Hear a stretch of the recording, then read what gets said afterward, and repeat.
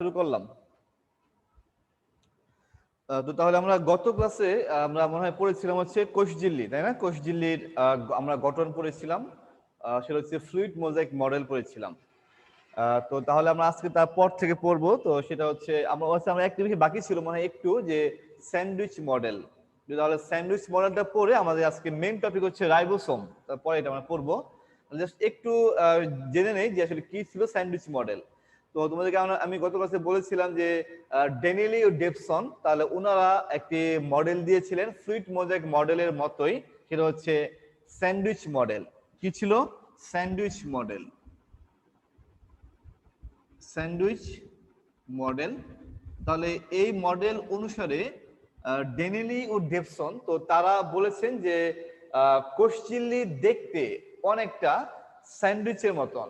তো তাহলে আমরা সবাই মনে হয় চিনি স্যান্ডউইচ কেমন, বা আমি একটু বলে দিচ্ছি। তো স্যান্ডউইচ হচ্ছে যে দুটি তিন কোনা পাউরুটি, তো যার মানে উপরে এবং নিচে থাকে, মাঝখানে অন্য আরেকটি উপাদান অথবা মাংস অথবা ডিম, মানে এই তিনটি পার্ট দিয়ে তৈরি হয়েছে এই স্যান্ডউইচ। তাহলে বিজ্ঞানী ডেনিলো ডেভসন বলেছেন যে কোষঝিল্লির গঠনটা দেখতে এই স্যান্ডউইচের মতো। আমরা একটু দেখে নিই, তোমাদের ফিগার আঁকা দরকার নেই, সেটা দেখে নেই শুধুমাত্রই।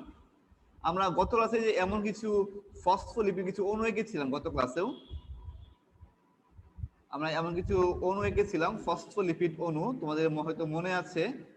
তাহলে একই রকম ভাবে এই স্যান্ডউইচ মডেলেও মূলত একই রকম ভাবেই দেখা যায় এমন। তো আমরা এখানে একটু আঁকলাম। বলেছিলাম যে এই প্রতিটি হচ্ছে ফসফোলিপিড অণু। তো স্যান্ডউইচ মডেলে বলা হয়েছে যে এর উপরে প্রোটিন অবস্থান করে, এর উপরে প্রোটিন অবস্থান করে। এখানেও এর উপরে গোলাকৃতির প্রোটিন অবস্থান করে। তাহলে দেখো, তাহলে এই উপরে হচ্ছে প্রোটিন, উপরে হচ্ছে প্রোটিন, আর এই যে স্তরটা এটা হচ্ছে লিপিডের স্তর বা ফসফোলিপিড স্তর, আর এটা হচ্ছে আবারও প্রোটিন। তো তাই ড্যানিয়েলি ও ডেভসন বলেছেন যে কোষঝিল্লির গঠনটা হচ্ছে দেখতে স্যান্ডউইচের মতন। ওই যে উপরে যে দুটি থাকে পাউরুটি ত্রিকোণাকার, তাহলে ওইটা হচ্ছে এই প্রোটিন দুইটা, আর মাঝে জলাম যে ডিম থাকে, তাহলে ডিমটা হচ্ছে এই লিপিড। তার মানে উপরে হচ্ছে স্যান্ডউইচের মতন পাউরুটি হিসেবে হচ্ছে প্রোটিন দুইটা, এবং নিচে হচ্ছে ডিম এর অনুরূপ হচ্ছে লিপিড। তাই একে দেখো যে তিনটা পার্ট, এ একটা পার্ট আর মাঝে হচ্ছে লিপিড, তো যা দেখতে স্যান্ডউইচের মতন। তো তাই ড্যানিয়েলি ও ডেভসন বলেছেন তাহলে কোষঝিল্লির গঠনটা হচ্ছে এই স্যান্ডউইচ আকৃতির, উপরে নিচে প্রোটিন, মাঝে হচ্ছে লিপিড। তাই একে বলা হচ্ছে স্যান্ডউইচ মডেল বলা হয়। তো তাহলে এটিও ফ্লুইড মোজাইক মডেলের পরে এটিও একটি গ্রহণযোগ্য মডেল। তবে কোষঝিল্লির গঠন সম্পর্কিত সবচেয়ে আধুনিক এবং সবচেয়ে গ্রহণযোগ্য মডেল যা আমরা গত ক্লাসে পড়েছি, ফ্লুইড মোজাইক মডেল। তো তাহলে আমাদের আজকে পরের টপিক হচ্ছে রাইবোসোম। তাহলে এটি হচ্ছে আমাদের সবচেয়ে গুরুত্বপূর্ণ একটি অংশ, কারণ রাইবোসোম আমরা ভালো করে বুঝতে পারলেই আমাদের পরবর্তী যে টপিকগুলো আছে, ট্রান্সলেশন, ট্রান্সক্রিপশন, ডিএনএ রেপ্লিকেশন, এই বিষয়গুলো আমাদের জানার জন্য বা বোঝার জন্য আমাদের রাইবোসোমটা হচ্ছে খুবই গুরুত্বপূর্ণ। এটা আমাদের সকলেরই ভালো করে বুঝতে হবে। তার মানে শুরু করি তাহলে রাইবোসোম। তাহলে প্রথমত আসি আমরা রাইবোসোম এদের কোথায় অবস্থান করে। রাইবোসোম এটি কোষের প্রোটোপ্লাজমের মধ্যে মুক্ত অবস্থায় বিরাজমান, এবং এটি হচ্ছে নির্দিষ্ট আবরণবিহীন। তো তাহলে রাইবোসোম এটি সাইটোপ্লাজমের ঝিল্লি বা কোষঝিল্লির ভেতরে কোষঝিল্লির গায়ে লেগে অথবা মুক্তভাবে বিচরণ করে, যাদের দেহে কোনো আবরণ থাকে না, এবং এরা প্রোটিন তৈরি করার ক্ষেত্রে কাজ করে থাকে। তো তাকেই বলা হচ্ছে রাইবোসোম। আমরা যদি একটু বইয়ের ভাষায় বলি তাহলে প্রোটিন এবং আরএনএ দ্বারা তৈরি আবরণবিহীন সাইটোপ্লাজমীয় অঙ্গাণু যেখানে প্রোটিন তৈরির স্থান রয়েছে তাকে বলা হচ্ছে রাইবোসোম। তো তাহলে এই রাইবোসোম এটি মূলত অনেকগুলো একত্রে জোড়া লেগে তৈরি করা হচ্ছে পলিরাইবোসোম। তো এই রাইবোসোম এটি প্রথমত বিজ্ঞানী অ্যালবার্ট ক্লড বিজ্ঞানী অ্যালবার্ট ক্লড উনি প্রথমত যকৃত কোষের সাইটোপ্লাজমে এই রাইবোসোম দেখতে পারেন এবং উনি এটার নাম দেন মাইক্রোসোম। উনি এটার নাম দেন মাইক্রোসোম। পরবর্তী পর্যায়ে বিজ্ঞানী জস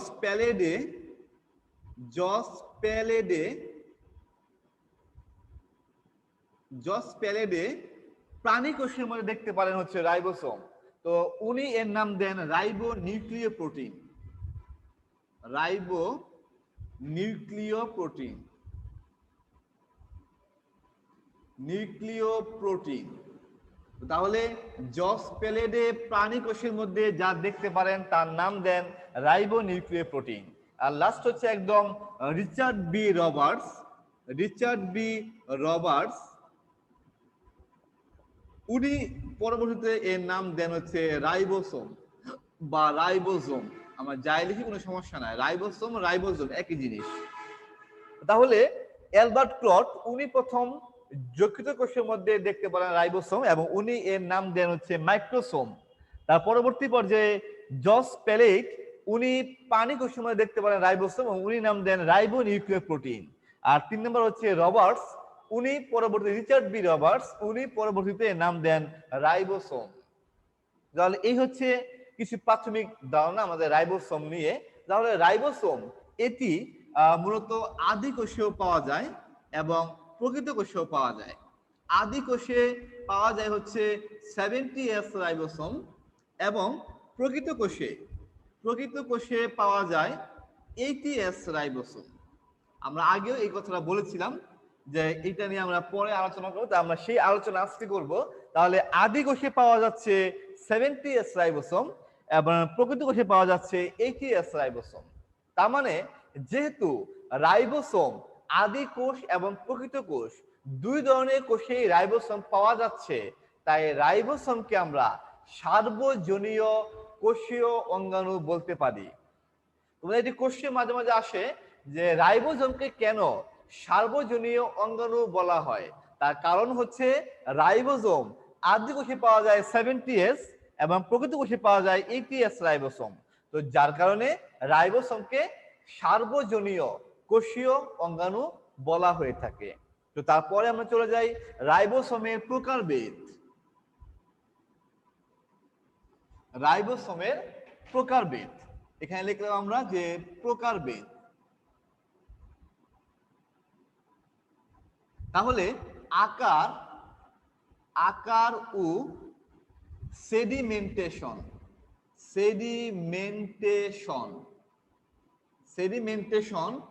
সহ অনুসারে রাইবোসোমকে দুটি ভাগে ভাগ করা যায়। এক নম্বর হচ্ছে 70S রাইবোসোম আর 2 নম্বর হচ্ছে 80S রাইবোসোম। তাহলে মূলত আমি সুন্দর করে লিখে দিচ্ছি আবার এটুকু। তো এটা হচ্ছে 70S রাইবোসোম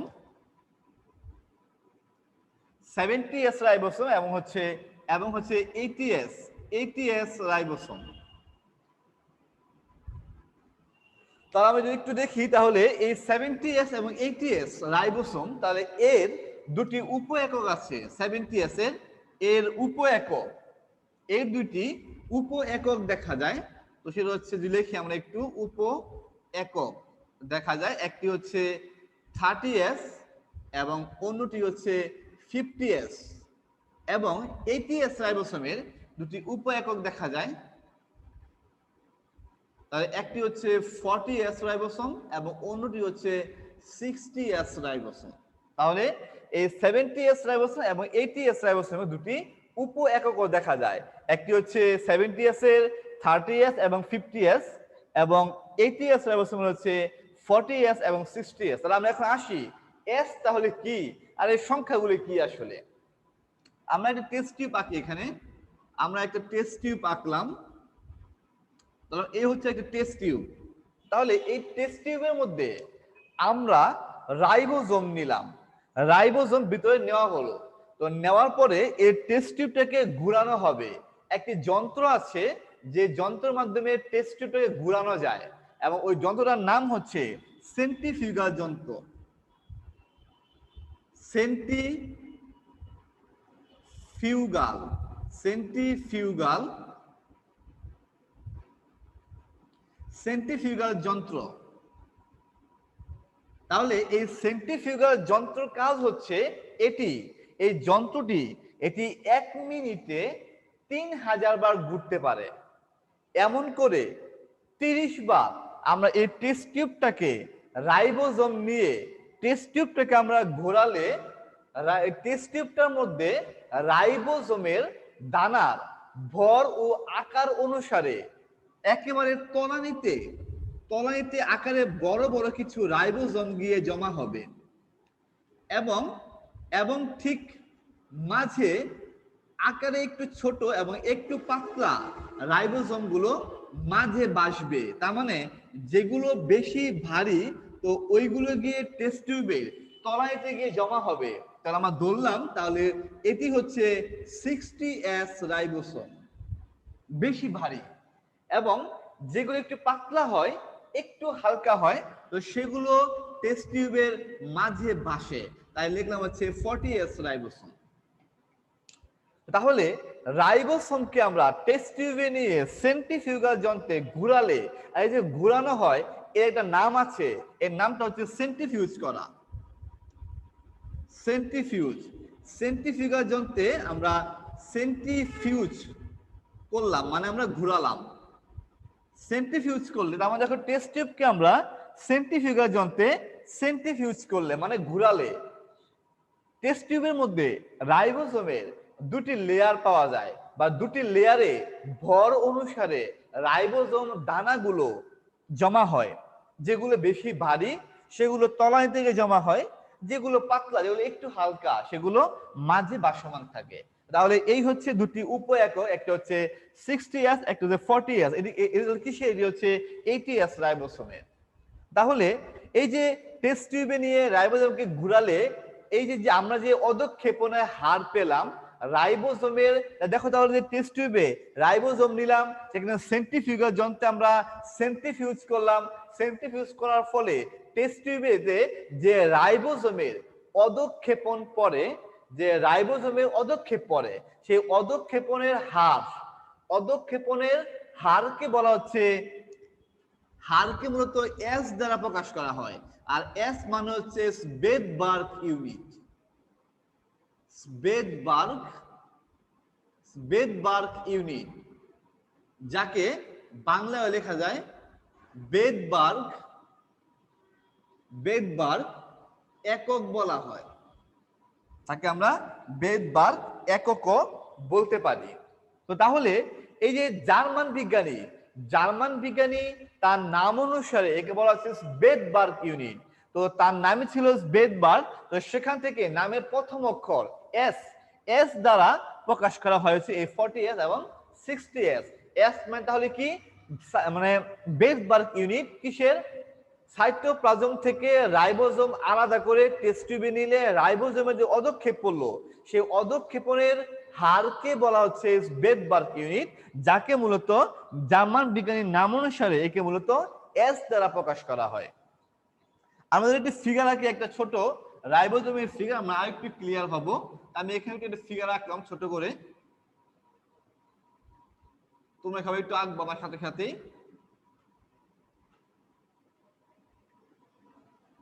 তাহলে এই আমরা একটা ফিগার আঁকলাম, সেটা হচ্ছে রাইবোজোমের ফিগার। তো ঠিক এর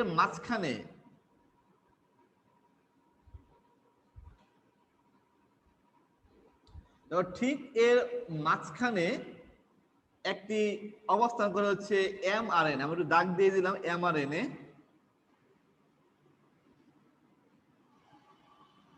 সবাই একটু আঁকবা আমার সাথে সবাই। তাহলে এটা হচ্ছে 5 প্রাইম প্রান্ত, এটা হচ্ছে 3 প্রাইম প্রান্ত। তাহলে এখন দেখো, তো তাহলে এই যে এটাকে আমরা ধরলাম হচ্ছে 60S, কিন্তু আকার একটু বড়, তাই 60S রাইবোসোম, এবং এটি হচ্ছে 40S রাইবোসোম। তাহলে এখানে তিনটি স্থান থাকে, একটু এঁকে নেই, এ একটি, এই একটি এবং হচ্ছে এই একটি। তো 60S রাইবোসোমে প্রোটিন তৈরির জন্য তিনটি জায়গা আছে। তো এই হচ্ছে তিনটি জায়গা, আমরা একটু নামগুলো লিখে দিই। তাহলে এইটা হচ্ছে এ সাইট, আর এটি হচ্ছে পি সাইট, আর এটি হচ্ছে ই সাইট, এটি হচ্ছে ই সাইট।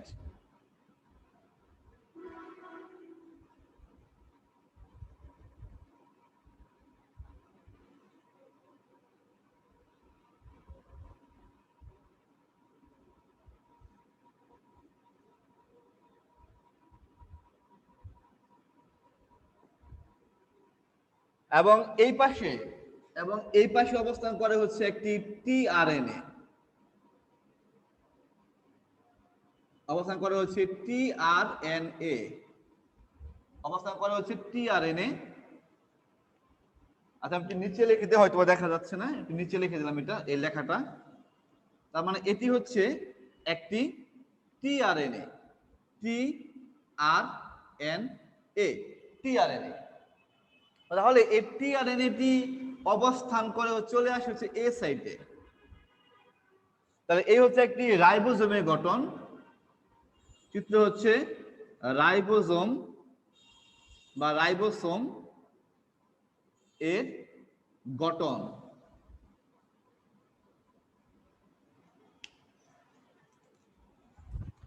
তো দেখো তাহলে এই হচ্ছে একটি রাইবোসোম। দেখো রাইবোসোম, দেখো এর কিন্তু দুইটা খণ্ড আছে, একটা হচ্ছে 60S, একটা হচ্ছে 40S।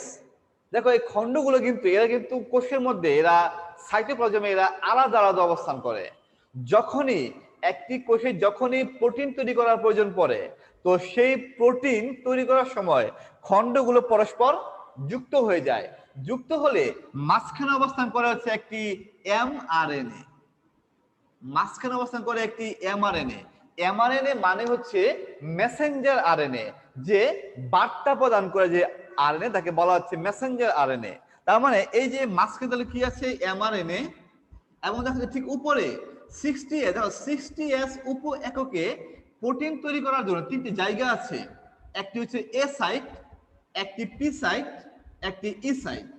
তাহলে এ সাইটের ফুল মিনিং হচ্ছে অ্যামিনো অ্যাসাইল সাইট, এবং পি সাইটের ফুল মিনিং হচ্ছে পেপটাইড সাইট, এবং ই সাইটের ফুল মিনিং হচ্ছে এক্সিট সাইট, বাইরে বের হওয়ার রাস্তা। তাহলে দেখো এই যে এই টিআরএনএ এর ফুল মিনিং হচ্ছে ট্রান্সফার আরএনএ। তাহলে সে কি ট্রান্সফার করে? তাহলে সে অ্যামিনো অ্যাসিডকে সে ট্রান্সফার করে। কোথায় ট্রান্সফার করে? এমআরএনএ এর কাছে। তাই একে বলা হচ্ছে ট্রান্সফার আরএনএ বা টিআরএনএ বলা হয়। তার মানে দেখো বাহির থেকে টিআরএনএ 60S রাইবোসোমে সে ঢুকে যাওয়ার পর সে চলে আসে এ সাইটে। এ সাইটে এসে সে টিআরএনএ এর সাথে এই এমআরএনএ সে ম্যাচিং করায়। ম্যাচিং করলে একটা বন্ধন তৈরি হয়, ওই বন্ধনকে বলা হচ্ছে পেপটাইড বন্ড।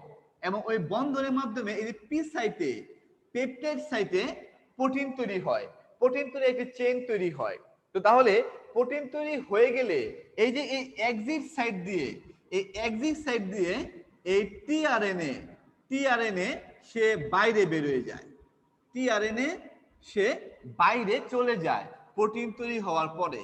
তার মানে প্রোটিন তৈরি হওয়ার পরে এই এক্সিট সাইট দিয়ে টিআরএনএ বাইরে বেরিয়ে যায়। তার মানে এই রাইবোসোমের মধ্যে দেখো যে 60S উপ এককে প্রোটিন তৈরির জন্য তিনটি জায়গা আছে। একটি হচ্ছে এ সাইট, যেখানে টিআরএনএ অ্যামিনো অ্যাসিডকে নিয়ে আসে, এবং পি সাইট যেখানে প্রোটিন তৈরি হয়। প্রোটিন তৈরির শেষে এই যে টিআরএনএটি এই এক্সিট পকেট দিয়ে বাইরে বেরিয়ে যায়। তো তাই এই হচ্ছে আমাদের রাইবোসোমের গঠন, এবং এই প্রক্রিয়া রাইবোসোম আমাদের কোষের মধ্যে, উদ্ভিদের কোষের মধ্যে প্রোটিন তৈরি করে। এবং রাইবোসোম যখন দেখতে এরা হচ্ছে গোলাকার হয়, ডিম্বাকারও হতে পারে। আমাদের আরেকটু যাই, আমরা দেখো আমরা একটু আগে দেখলাম যে রাইবোসোমের মূলত উপ একক আমরা বললাম যে 80S রাইবোসোম, এরা হচ্ছে মূলত 40S প্লাস হচ্ছে 60s রাইবোসোম এবং 70s রাইবোসোমের হচ্ছে 30s এবং হচ্ছে 50s রাইবোসোম। তাহলে এখন দেখো যে তাহলে এই যে 40s আর 60s এটা যোগ করলে তো 100s হয়, আমরা 80s লিখলাম। 30s আর 50s যোগ করলে কি হয়? 80s হয়, আমরা লিখলাম হচ্ছে 70s। তাহলে আমরা তো যোগে ভুল করলাম নাকি? তাহলে দেখো আসলে কেন কেন আমরা কম লিখলাম, কারণ কি আমরা যোগে ভুল করি নাই, কেন কম লিখলাম দেখো আমি একটু আবার দেখাচ্ছি। আমরা এই একটি রাইবোসোম আঁকলাম, আবার যখনই প্রোটিন তৈরি হবে কোষের মধ্যে তো তখনই এই যে খণ্ড দুইটা এরা পরস্পর যুক্ত হয়ে যায়, মানে একটার মধ্যে আরেকটার কিছু অংশ ঢুকে যাবে, তখন দেখতে তখন এমন হবে। দেখো তার দেখো এই যে যখনই প্রোটিন তৈরি করবে তখনই রাইবোসোমের দলামে, তাহলে এটি হচ্ছে 60s রাইবোসোম, এটি হচ্ছে 40s রাইবোসোম। তার মানে দেখো যে যখনই এরা প্রোটিন তৈরি করবে তখনই একটির মধ্যে আরেকটি, দেখো এই যে আরেকটির আমি একটু কালো করে দিলাম, দেখো আরেকটির দেখো কিছু অংশ ঢুকে গেছে, আর যার কারণে সেডিমেন্টেশন সহগ কমে গেছে, যার ফলে আমরা 100s না লিখে আমরা লিখলাম হচ্ছে 80s রাইবোসোম। আবার দেখো ঠিক এখানেও একরকম ভাবেই 30s আর 50s, যেটা বড় রয়েছে 50s, দেখো আবারও আদি কোষে প্রোটিন তৈরির সময় 50s এর মধ্যে 30s এর কিছু অংশ ঢুকে যাবে, যার ফলে আমরা এখানে যোগ করে 80s না লিখে আমরা 70s লিখলাম। ঠিক আছে কি? তাহলে এই হচ্ছে আমাদের মূলত রাইবোসোমের গঠন, এবং এই দুইটা হচ্ছে তার উপ একক। তো এই উপ একক গুলোর মাধ্যমে এই যে 60s রাইবোসোমে মূলত প্রোটিন তৈরি হয়, মূলত এই 60s রাইবোসোমে প্রোটিনটা তৈরি হয় বা প্রোটিন সংশ্লেষণ ঘটে। প্রোটিন সংশ্লেষণের অর্থ হচ্ছে তৈরি হওয়া, তার মানে এই প্রোটিন তাহলে কই তৈরি হয়? এই 60s রাইবোসোমে মূলত প্রোটিন তৈরি হয়ে থাকে। তো তারপরে আমরা যদি দেখি তাহলে এই হচ্ছে আমাদের রাইবোসোমের ভৌত গঠন। আমরা যদি একটু দেখে নিই রাসায়নিক গঠন, তাহলে আসি আমরা রাইবোসোমের রাসায়নিক গঠন। রাসায়নিক গঠন, তো তাহলে এই যে এই উপ একক এগুলো কি? এগুলো হচ্ছে উপ একক। কার উপ একক? 80s আর হচ্ছে 70s এর। ঠিক আছে কি?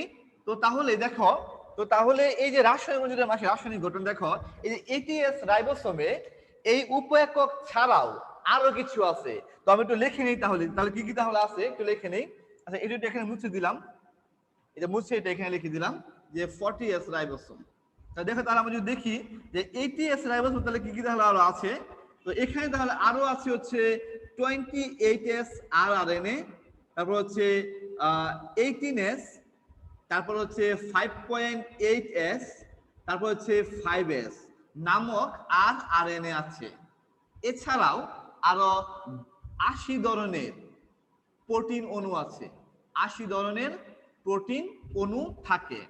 আবার যদি দেখি আমরা 70s রাইবোসোমে, এখানে তাহলে কি অবস্থান করছে 70 রাইবোসোমে?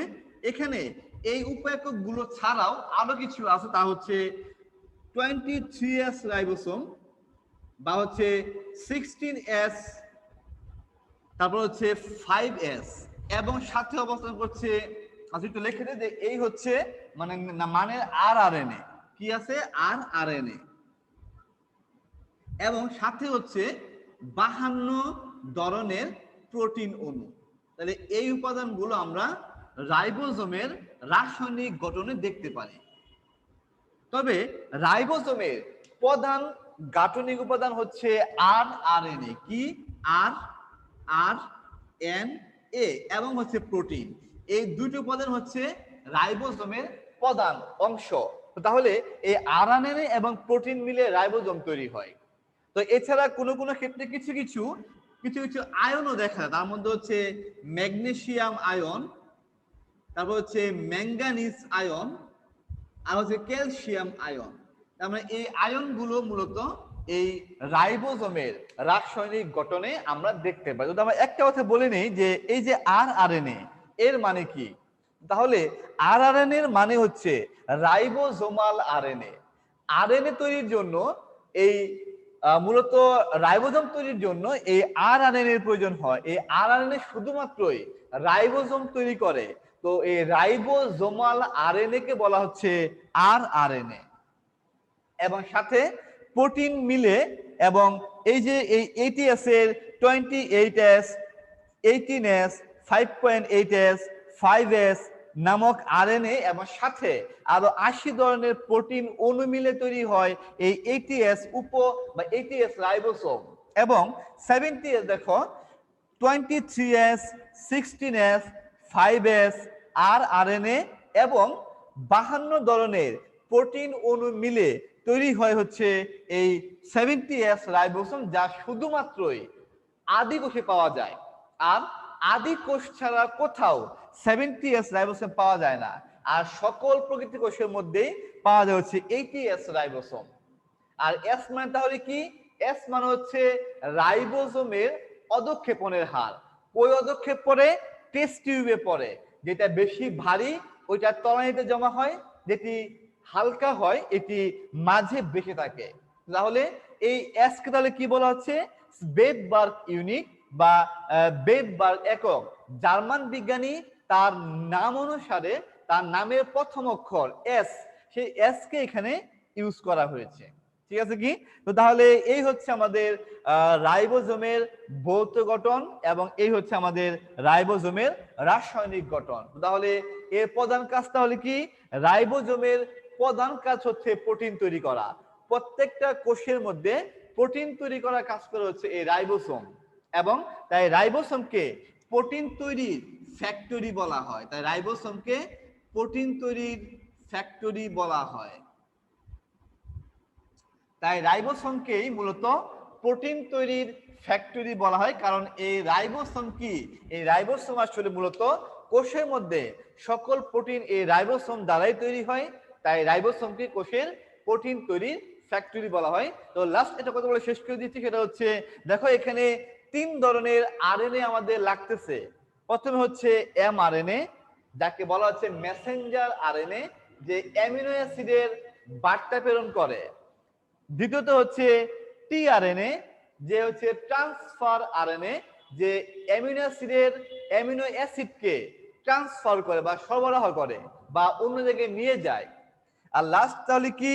আরআরএনএ, রাইবোজোমাল আরএনএ, যে শুধুমাত্রই রাইবোজোম তৈরি করে। তো তাকে বলা হচ্ছে রাইবোজোমাল আরএনএ। তো লাস্ট আরেকটু বলে শেষ করি, সেটা হচ্ছে এই যে 80S আর 70S এরা হচ্ছে রাইবোজোমের প্রকারভেদ। কিসের প্রকারভেদ? আকার ও সেডিমেন্টেশনের সহগে প্রকারভেদ। আকার এবং ভর এর প্রকারভেদ দুই ধরনের আছে রাইবোসোম, 70S আর হচ্ছে 80S রাইবোসোম। এবং এই 80S এর সাব ইউনিট হচ্ছে 40S আর 60S, আর 70S এর হচ্ছে 30S আর 50S রাইবোসোম। তো তাহলে এই হচ্ছে আমাদের আজকের পড়া, আমাদের আজকের রাইবোসোমের ডিটেলস চেষ্টা করেছি বলার জন্য। তোমাদের যাদের কোনো কোশ্চেন থাকবে তোমরা হ্যান্ড